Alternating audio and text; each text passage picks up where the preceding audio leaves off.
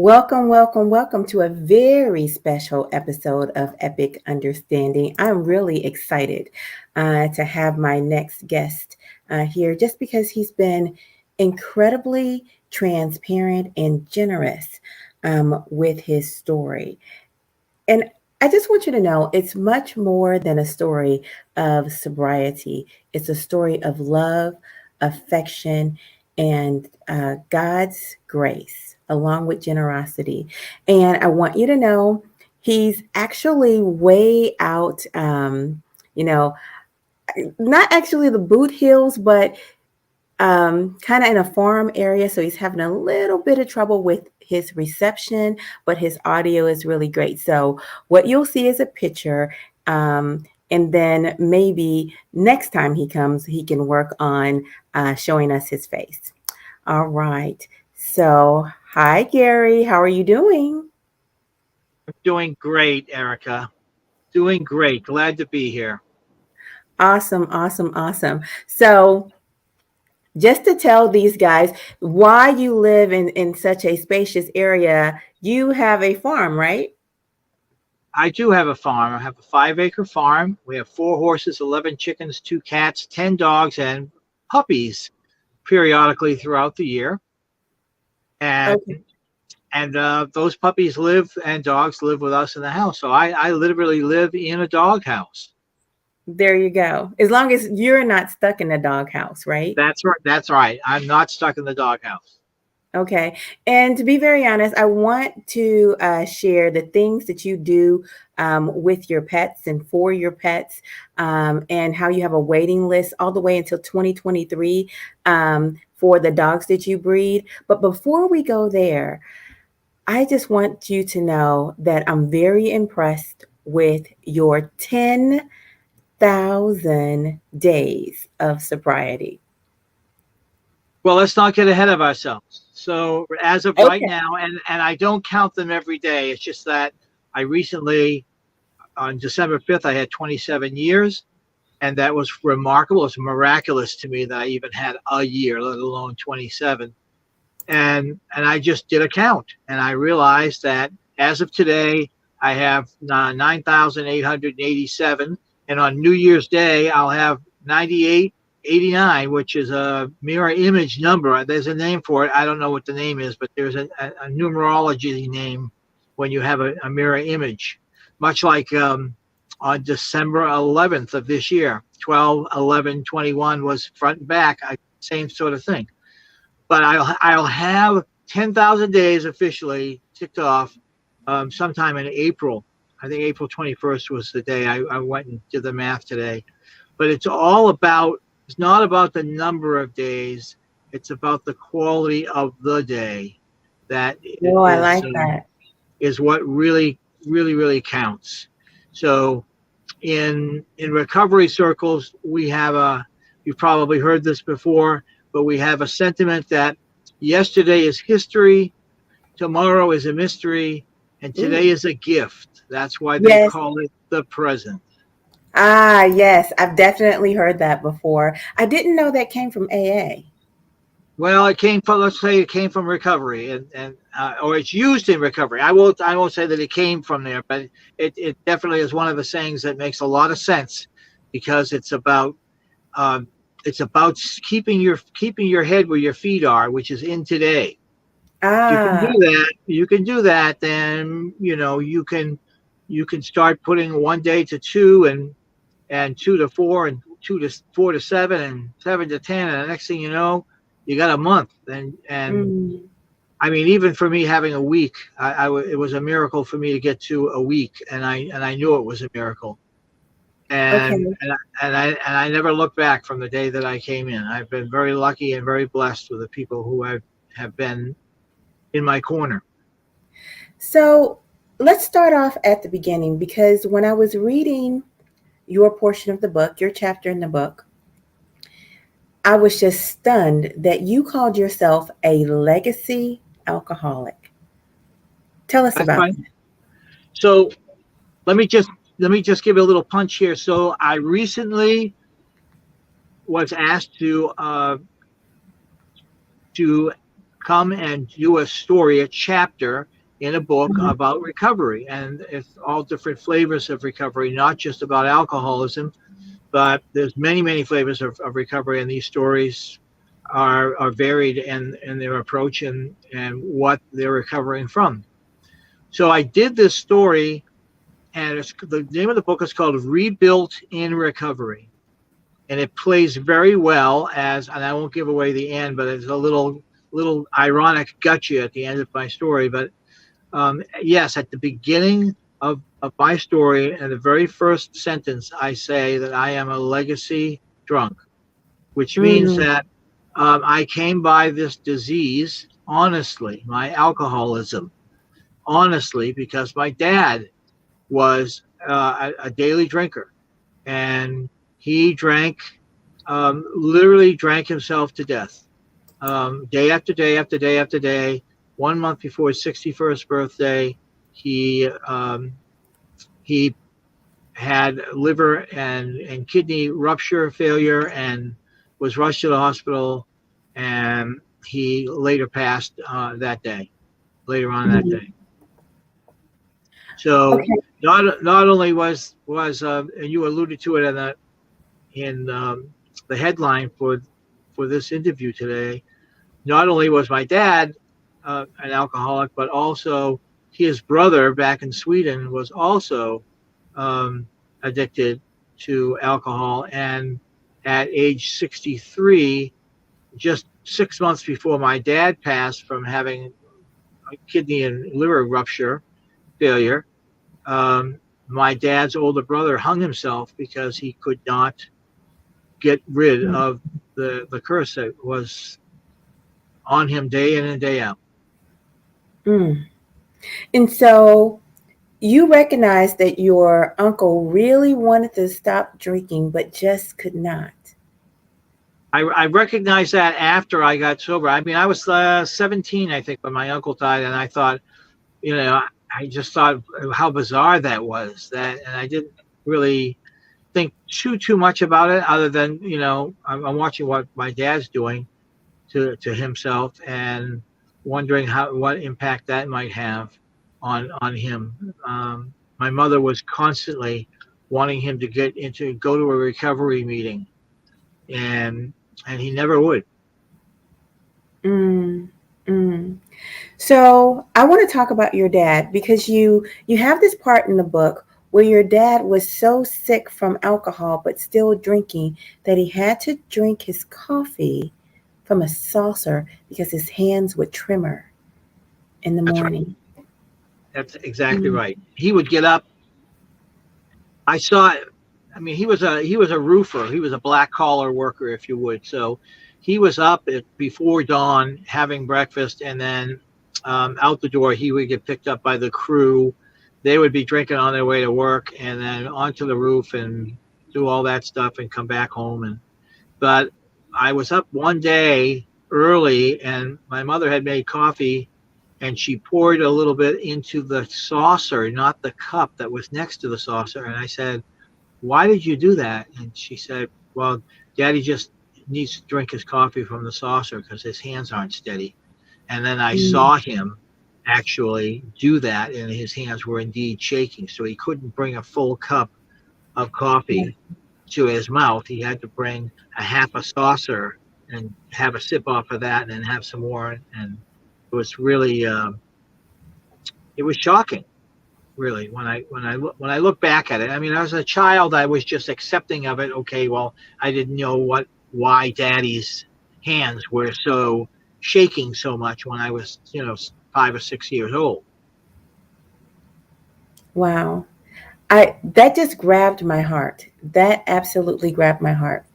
So let's fast forward um, to what you shared about his death. And you said that you were surprised but not surprised. Can you take us a little bit through the moment when your dad passed away? Sure. I was actually in the house when he had um, his episode. Let's say when his kidney livers burst. Mm-hmm. And he fell. He just dropped him. He was a Mm-hmm. very stoic man, about 6 feet tall, 5'11", 5'12", and it just dropped him. And I was in shock, watching this, and he had blood coming from his mouth, and they called for an ambulance, and one thing led to another. And then after they got into the hospital, he had surgery and made it out of surgery and was in the recovery room, coming off of the anesthesia. And it was then coming off of the anesthesia that the delirium tremens, known as the DTs, hit him. Okay. And that's a convulsion episode that happens to an alcoholic when they have been away from a real alcoholic. I mean, serious alcoholic. When they have been away from alcohol in their system for even the shortest period of times, they will start to do that. And so that's what happened is he went into major convulsions and they couldn't save him. Mm-hmm. Came on and it was a massive episode of convulsions, which probably did some damage to the work that they had just done, but they were not able to save him. So when I say in the story that I was surprised, but I wasn't surprised. I mean, I was in shock at the finality of it. My dad is dead, Mm-hmm. and Mm-hmm. and I'm 18 now, almost 19, and I'm counting back to all the times I'm hearing, the hundreds of times my mother begged him to go to an AA meeting, because back then this was in 1970 when he died. So Alcoholics Anonymous had been around for several decades and popular, but he never would go. So the finality of it was kind of put me in shock that this really did happen. And out of that shock, I made a statement that I was not going to do what he did. I was not going to be like my dad. Mm. But yet. That's right. So it was, to be clear, what I was saying was I wasn't making a decision. I was just stating an intention. Mm-hmm. And as somebody very, very wise to me, one of my sponsors in my recovery, said to me, not related to my dad, just said to me about decisions in general, that intentions are followed by intentions, which are followed by intentions, followed by more intentions. You never really get anywhere, right? But Mm-hmm. a decision is followed by results. Very wise. Results create success, one way or the other. Even if it's not the result that you wanted, you're gaining knowledge and you're moving forward. So I had the intention, and as I say in the story, ultimately the nut doesn't fall far from the tree. And it was I was in my early 30s, and I started to have the understanding that I knew what I was duplicating his model in the way I was a daily drinker. I could hold a job, but I'd always have an inventory coming home from work about how much beer I had in the refrigerator or alcohol in the house. And do I need to stop? So, and I did that for another 10 years. I got sober a month before my 43rd birthday. I love it. There was a question, I don't want to skip it. The audience wanted to know, how old was your father when he passed away? My father was 60 years old, 11 months. He was just about 33 days or 37 days from his 61st birthday. And by the way, great question. When I first got sober, and I had a couple of years, and by then I'm like 40, 43, 44, I decided that my goal was I wanted to live past my 61st birthday. That was it. It's like I wanted to get beyond him and show that this could work, right? That not drinking would allow me to propel myself past the 61st. But around my 45th birthday, I realized that 61 is like just over the hill there and around the Uh-huh. bend. And I thought I better revamp my goal and make it a little bit longer. And so I decided, no, I want to get my 61-year anniversary coin, which would put me at 104. So I thought, well, that's a stretch goal if I've ever heard one. And so that's what I'm looking for, that 61st anniversary coin. Well, there you go. Right now, you're 70. I'll be 70 next Wednesday. Next, congratulations and happy early birthday. Thank you. So, even though you're a few days shy of being 10,000 days sober, exactly how many years is that? Can you tell me how many years is that? 20. Oh, I just celebrated 27 years, December 5th. 27 years sober. So, is there a how? Is there a science or is it an art? Can you give us like 3 smart steps for somebody to take in order to stay sober? So here's the this is how it is. It's a simple process. It's not easy. It's simple. Mm-hmm. And it's what you get taught in the halls of recovery.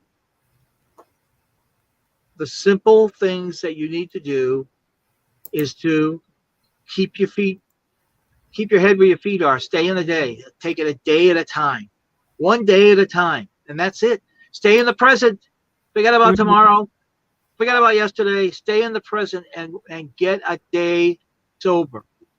The Mm-hmm. second day, repeat the process. Go for a world record 2 days in a row. Third day, going for another world record, right? So, and then you get to a week, but it's always keeping it in the day. And in the beginning, some days can be really challenging. And Okay. so you need to have a bench, if you will. I'm from Boston, so I go to sports analogies automatically, right? So Okay. it's like having a bench. So you have to have people that you're able to call. You need to be able to reach out, and you should be reaching out to somebody in recovery every single day.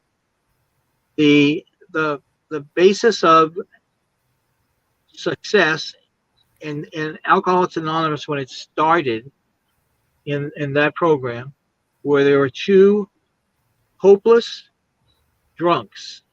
Medical professionals considered them to be hopeless, Wow. and by themselves, they couldn't get a week sober. Okay. But with each other, accountability wise, they're accountability buddies, if you will. Okay. Yeah.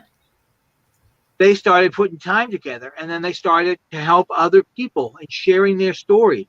So staying sober, you can't stay sober and be isolated. You have to be part of the group. You have So, to be in touching with other people, like-minded people who are pitching for my success as much as they want me to pitch for theirs.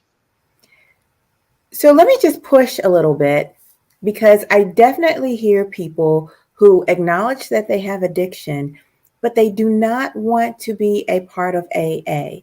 But what I hear you saying, it doesn't have to be AA.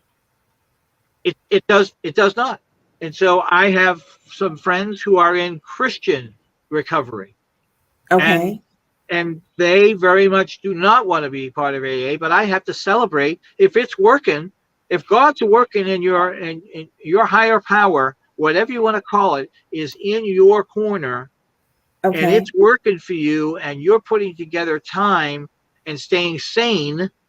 Um, there are people out there who won't drink, but they won't have any quote unquote recovery, Okay. and they tend to be just stark raving mad. because Oh, and they're mad at everybody, and they're mad at themselves because they wish they could drink, but they know that they can't. But they don't want to. They don't want the recovery piece. They don't want the group. The power of the group is amazing. It's just amazing. wow. Whether it's in 12-step recovery of AA or whether it's in Christian recovery. Wow. Wow. Um, so I'm going to ask for some advice because you've been 27 years sober. And I definitely keep hearing about the spiritual connection. I'm a spiritual person, so that's easy for me to go to God when I get to the end of myself. And then I also hear you talking about the safety of the group. But some people just aren't made that way. I'm being honest. Some people do not have a connection with God, nor do they have a desire to be in like a situation. Does that mean they're going to fail?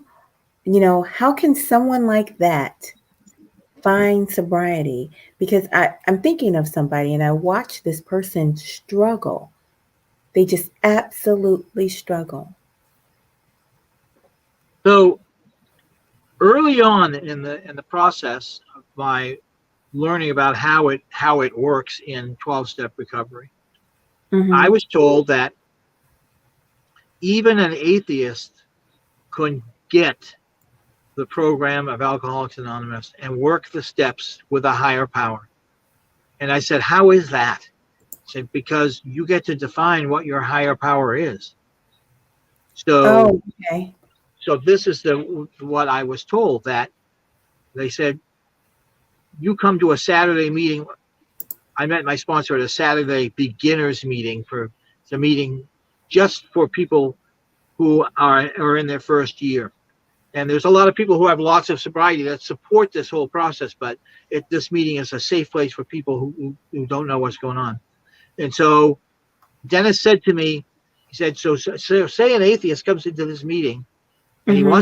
he wants to get sober. There's the part. Wants to get sober. Gotta want But it. he has to have wantitude. That's a big word in my coaching, um, in my business coaching and in my life coaching, that you have to have a wantitude, or else you know Publishers Clearinghouse isn't going to come and build your business for you. It's just Mm. not. So anyway, he said that, so there's an atheist in the group and he really wants to get sober, but he's got the God thing. He said, what I would say to him is that, do you believe that in this room filled with alcoholics who want you to succeed and come back next week with another week's worth of sobriety under your belt, do you believe that there's a consciousness in this room of this group of drunks who are sober now, but do you believe that there's a consciousness here that really is pulling for you and wants you to succeed? And I said, absolutely there is. I can attest, in this room, I feel it, that there is the group synergy that wants me to come back next week. They let me know how much they appreciate me when I show up. So yes, I believe it. He said, well, get it. Group of drunks, God. That could be Oh, that could be their God.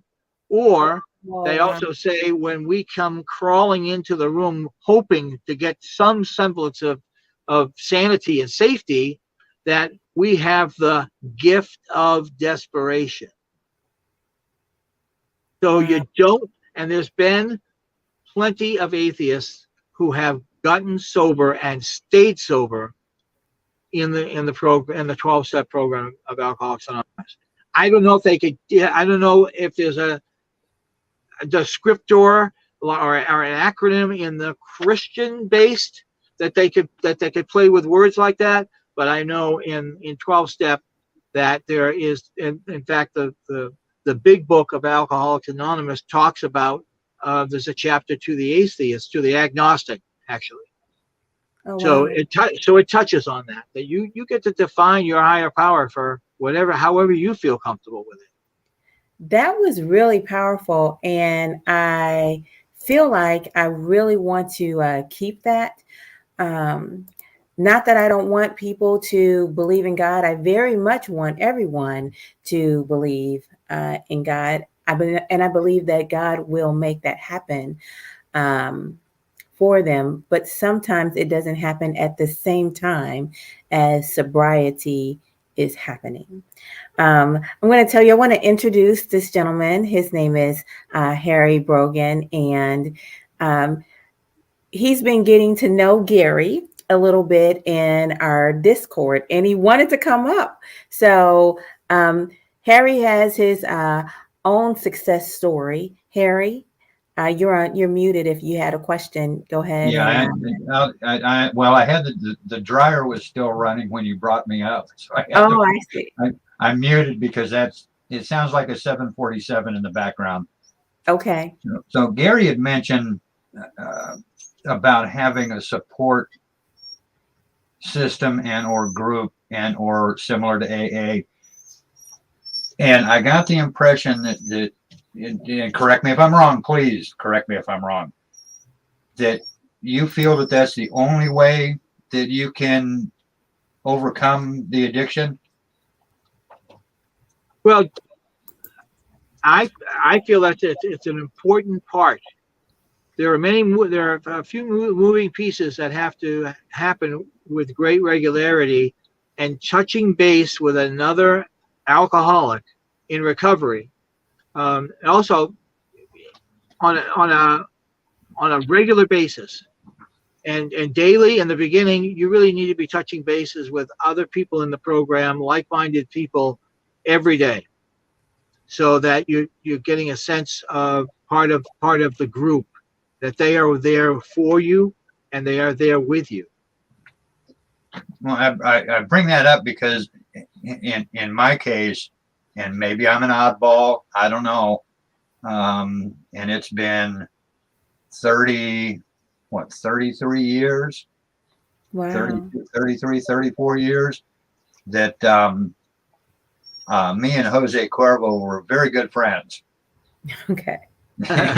It got really, really bad and became the priority for me was to go out drinking with all my friends. Okay. And it started off innocently enough. It was like Friday, maybe Saturday nights, and then it became Friday, always Saturday. And then they started open mic nights on Thursdays. And then it was free drinks for an hour on Wednesday. So, it progressively got worse and worse and worse. And finally, it got to the point where I ended up losing my job, my house, my car. I was married at the time. That didn't last through that. And you wake up one morning with absolutely nothing and you go, I got to make some serious choices here. So I just quit. I stopped going to the bars. I stopped the drinking, and just now I have an occasional beer when we go out for a steak dinner. That's it. And that's, I think, when was the last time we went out? What, about 6 months ago? So it's very, very rare that I even drink. We don't even have, I think Rhonda, I think she's got beer in the house for cooking that she uses, but it's not for, it's so stale it wouldn't be good for drinking anyway. But no, maybe I'm an oddball in that regard. I just quit and haven't looked back. Well, I you know what? There are outliers, and I mean that in the most positive term. I'm not saying out and outlier. That's a whole different. That's the other side of the spectrum, right? But there are outliers in everything, and every bell curve of looking at anything statistically and nominally. There's someone that's out there, and that's great that you can do that. I know that I could not, and I know people who I've had to see people perish who couldn't get it, who couldn't get that relevancy to other people, sharing with other people. Now, based on what I've seen you doing, you like to be part of there's a group dynamic here with you. So it's not like you don't, I don't think you necessarily you're not a loner, is what I'm trying to say. You don't isolate, because I've seen you have plenty of comments in the group that we're involved in, and you're not, and you're very dynamic, and so for sure you like group dynamics. You just don't need to have that to stop drinking, right? To not have a drink. So that's pretty magical. Now, I do agree with you're never going to. Well, I know I shouldn't say never, but you are not going to be willing to seek help until you realize yourself that you've got a problem. All your friends are never going to be able to tell you, "Hey, you got a problem," until you come to the realization that you have a problem. Then you go, "Hey, maybe my friends were right." Right. So it's just I don't know. I can't speak in regards to AA or any of the other alcohol groups that are out there, because I never went. Yep. So, and I'm not even going to attempt to speak intelligently about something that I have no clue how it operates. But I'm just speaking from a first person perspective. Uh-huh. Harry, how many other people do you know that were able to quit cold turkey without support? Oh, maybe two. Maybe two. And how many other people do you know who are recovering, from being an alcoholic, who are in the sobriety process? Lots. So maybe if we had 100 people, how many out of those 100 people, would need a group versus not need a group? I'd go with about 90% would need a group. At least a 90% would need a group. I mean, It's not, was it easy for me to do that? Oh, no. It wasn't, because the urge was, and I got to tell you, I go to, usually we go to Outback Steakhouse. Okay. And I get a Sam Adams, but I got to tell you, when I look behind that bar and I see those bottles, it's like, ooh, that would probably taste really good. Wow. And that's every time. So I just kind of go, I don't want to do that. I'll have a beer, and that's it. And I'm, I think I'm doing pretty doggone good in that, and in that aspect of the not drinking part. Could I go out and get sloshed? Without a doubt. It just sounds to me that you can do it. It's like you have a amazing amount of self-determination, and this is the path that is right for you. But at the same time, there is respect both ways, because what matters is that you get it straight, is that you stop participating in the thing that's harming you, right? Right. Well, and I know one person right now that recently had a falling off the wagon. I'm not going to mention his name. You know who I'm talking about. Mm-hmm. And it's not my place. If he wants to come on and talk about it, he can come on and talk about it himself. Right. But he immediately, the very next day, from what I understand, called his support person and got the help right after that happened. So I have a phenomenal amount of respect for people that are willing to admit, hey, I got a problem, I need the help. In my case, I had a problem. I didn't need the help. I just made a self-conscious choice just to stop. And that's not for everybody. I'm not saying that's the way to go. It's not for everybody. And it's tough. You know what? I want to turn the conversation towards functioning alcoholics and people who are being very, very successful while they are being an alcoholic. And the reason why I say that is because in your book, Garry, you share about just a very fantastic and respectable military career. Well, it was a short stint. I went into the service right after my dad died. Within 2 months, I was in. I'm a Vietnam era I was never in Southeast Asia. I applied for overseas duty, and they put me in Germany instead. And so I was in the pretty relatively quiet European. But when I went into the military, it was party down, because although the drinking age in Massachusetts at the time was 21, the drinking age in the military is 18. And for 3.2 beer, which we know now is light beer, but still, you can get drunk if you drink enough light beers. You can definitely get drunk. So I was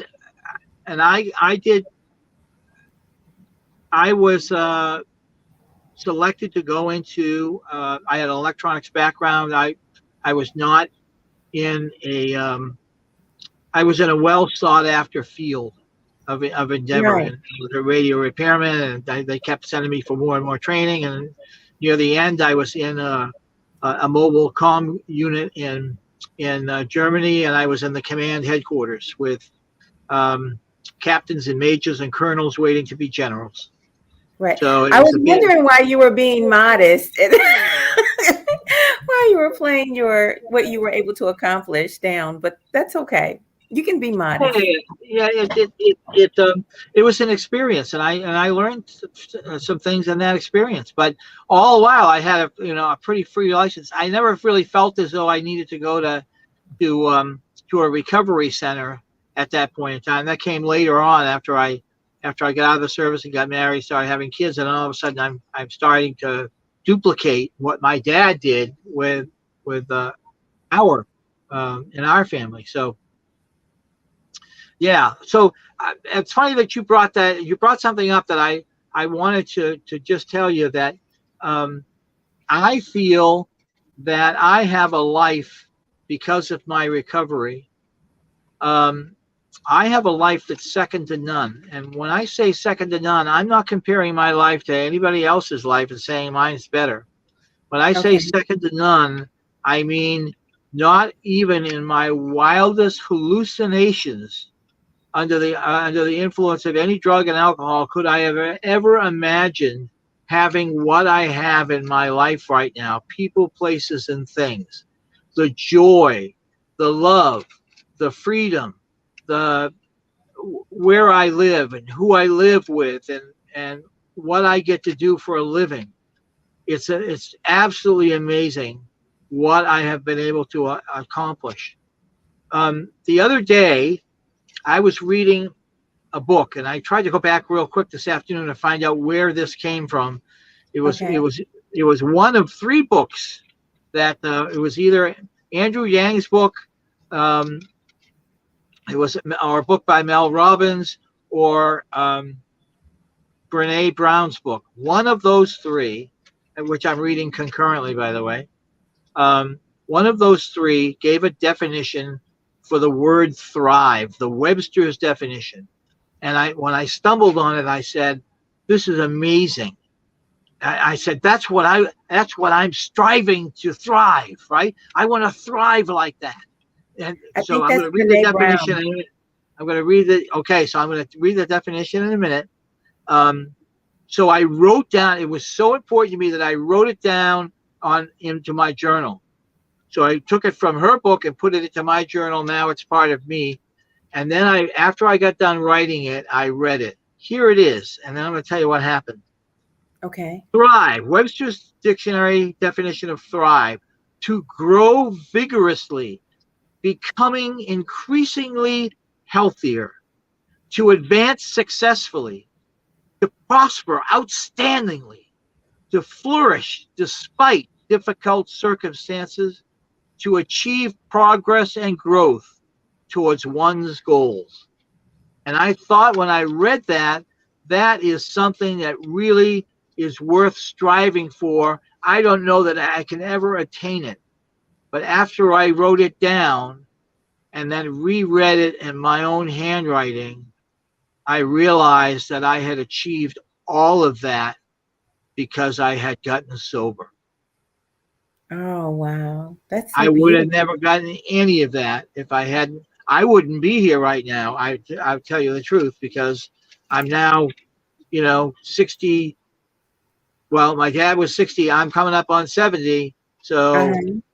I beat him by a bit, but I stopped drinking. That was just very powerful, and I thank you for sharing that with us.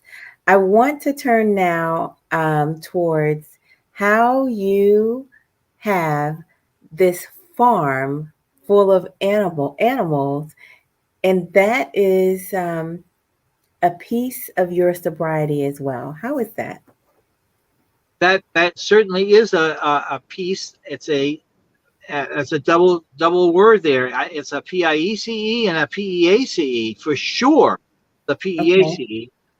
I in sobriety, I got divorced pretty early Okay. in my recovery, and three years or so. By the time I was separated, by the time I was in my third year, there's an old Okay. cowboy song. Not that my first wife was a big drinker, but she liked.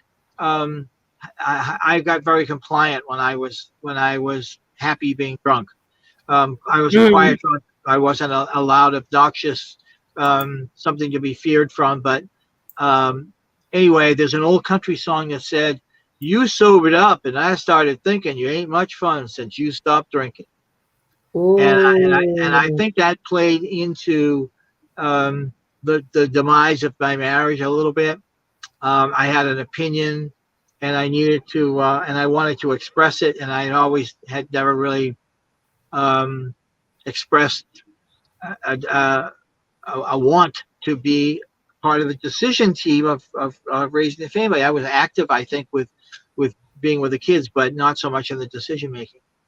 In You any want to know event, something? Hold on, because yeah, I gotta go there. Because in your book, you actually talked about how your first wife tried to make you not be sober. Like she was trying to convince you not to go to the meetings. Like she was undermining your sobriety.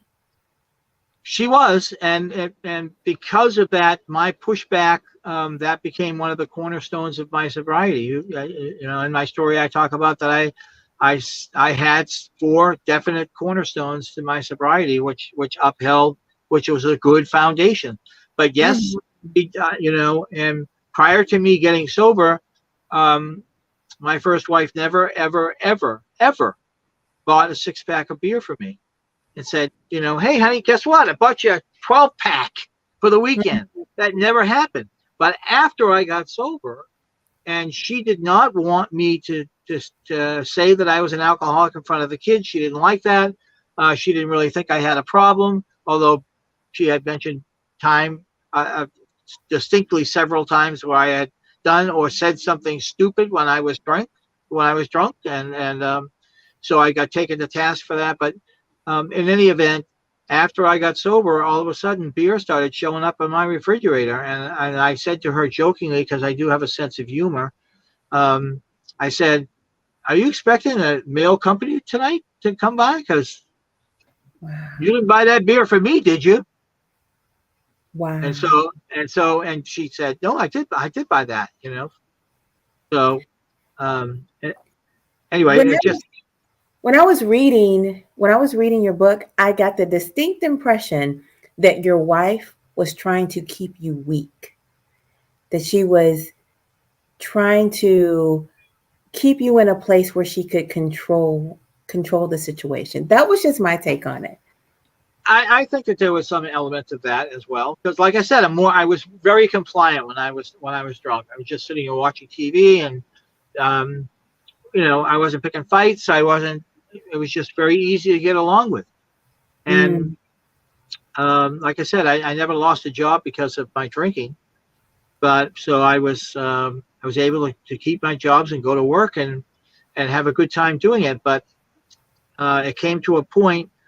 I I think I said this in the story as well. The day I decided to stop drinking was the day I decided to stop looking at my father's face in the mirror when I woke up in the morning. Yes, that was oh my God.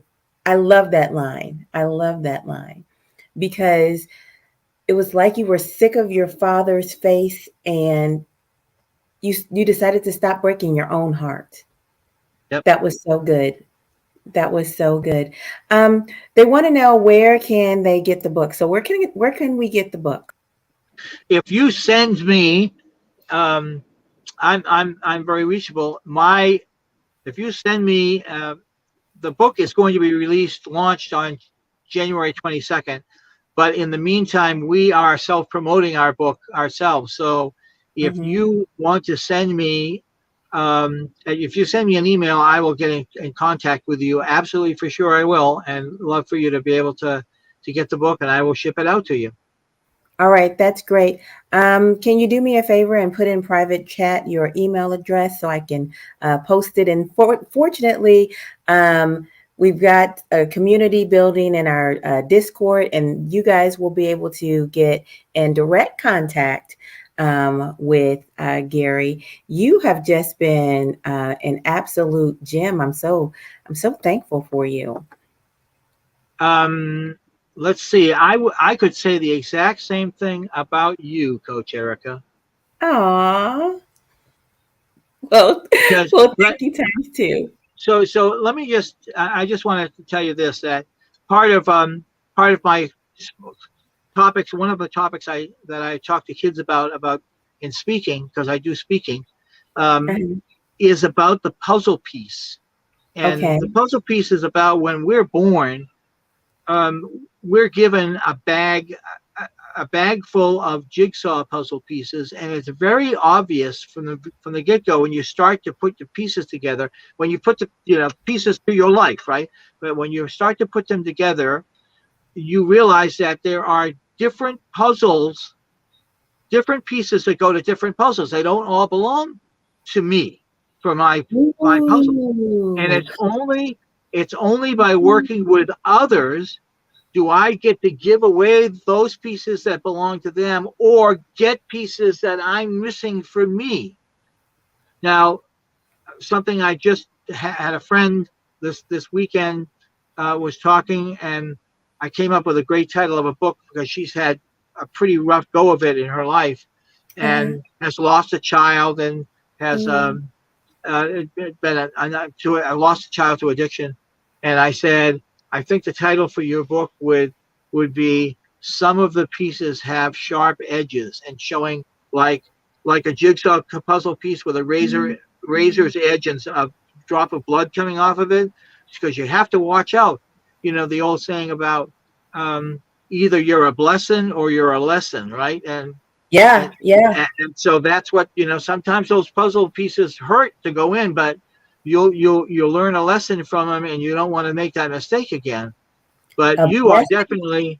you have definitely been, I mean, I've only known you for 2 weeks, and we've chatted several times about the story and the book and everything, and you are definitely a blessing. You are definitely a puzzle piece that I'm grateful to have put into my story.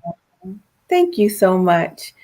My heart is bubbling with joy.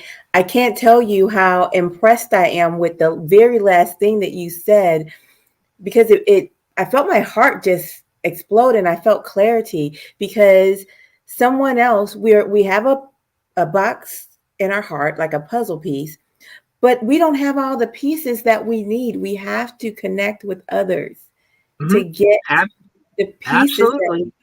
that we need. That is just beautiful. That is so beautiful. Harry's been hanging out. I think he might have another question for you, or at least another comment he wants to share. I want to get him in here. Hi, Harry. You brought me back up. I was just kicking back listening to it. It's great. Well, thank you. I just and yeah, that's why I asked where we could get the book. So it's I want to read it. Now, I It's don't say going to that be a very good one. often. I think that I don't know. Maybe we'll have like a little party, or I think maybe that they're having a rebuilt to recovery group or launch party or something. And if not, they should. Hint, hint, Garry. Yep. Oh my God. Or maybe we could do like one of those streams that we did where we did a stream, but it wasn't live. Yes, I think. Well, yeah, I think we should definitely do that. Maybe have a backstage discussion that will be beautiful, and I'm sure that we can get some of the other authors to join us. And Oh, absolutely. yeah, They will be there. mm-hmm, mm-hmm. So that is amazing. Listen. Now that is the benefit of having a group of people who work together. That's truly a benefit. We're better together. That's for It sure. is. Yep. All right. Harry, thank you for dropping by. And I'm going to put you backstage. Garry, I just want to bring out one last thing that I saw in your book, and it is your connection with your wife now, because you all have a very special connection. We absolutely do. She is an amazing piece to my life, and there was divine intervention when we were brought together. I was in I was separate from my first wife. I had very few material things. Probably the most important thing I came out of that first marriage was still a relationship with my kids, but who were in the teenagers, but my dog. And it was my dog who was led me to my second wife, and that Mm-hmm. I was working two jobs and I needed someone to look after the dog on the weekends, and I didn't feel right asking my friends to do it over and over and over again, or letting them do it. They were offering, but um, so a mutual friend uh, led me to Linda, and Linda and I were had a professional relationship in that she would look after my dog. She had a son who was 7 years old at the time, and he was very much part of the formula. And I was very careful to tread easily and become friends with him. And also, I was obviously friends with Linda as well. We had a lot of things in common, including sobriety. Okay.